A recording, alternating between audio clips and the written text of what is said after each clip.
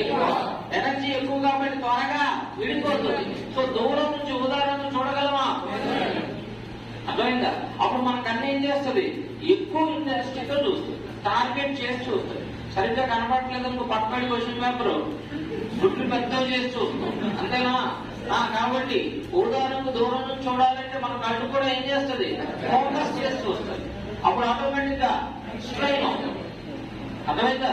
So కంటికి హాని కలిగించే రంగు, ప్రమాద సంకేతాలను సూచించే రంగు చెప్పాలి, మానసిక ఉత్తేజాన్ని కలిగించే రంగు మాధ్యమిక రంగుగా పిలువబడినది.